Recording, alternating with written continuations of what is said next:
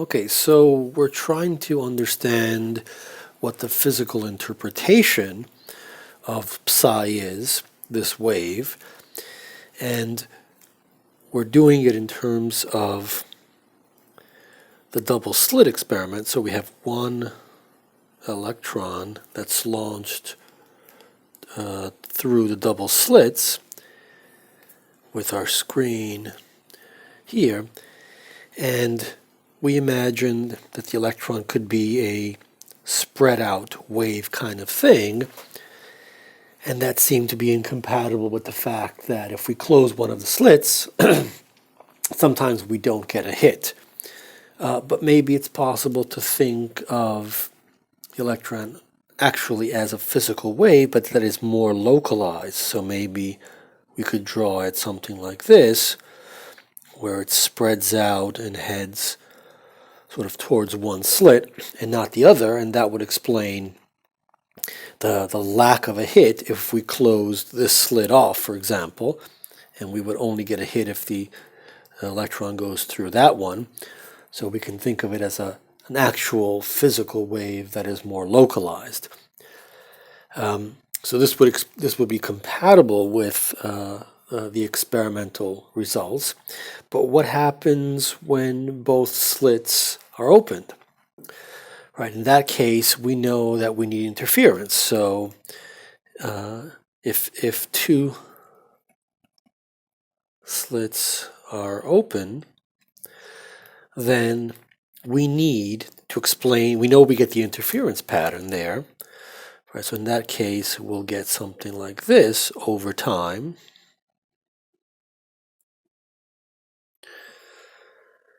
But that requires a mathematical object which seems to have waves going through slit 1, which we can refer to as psi 1, plus, just make it more general, a wave going through slit 2, psi 2. Yet we launched one object and we imagined it as a sort of localized wave. So what's the physical interpretation of this? So in this, if we insist on a physical interpretation of the electron as an actual wave, then it looks like what we need is another electron going through the other slit that we don't see. Okay, so that's one thing that we seem to be led to. Or we can just say, so let's write, so are there two electrons? Right? Physically, that's what the conclusion would be. Or is psi not to be taken as a physical description of the electron, but just a mathematical representation?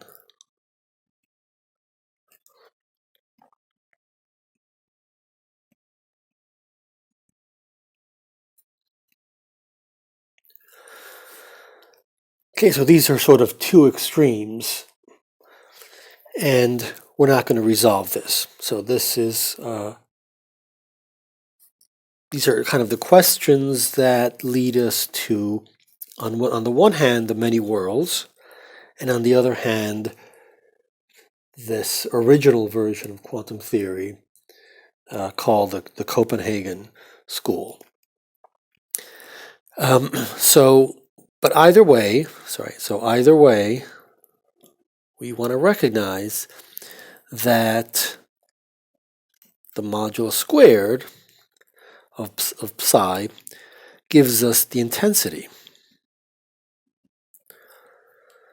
Right, so if the intensity for the double slit looks like this, then clearly, if most hits end up in here, then there's a greater chance that when you fire your electron through the two slits, regardless of the interpretation of this mathematical quantity, you're more likely to end up in this region compared to getting a hit here. This is for one electron being fired through. Okay, so this is intensity. So this is also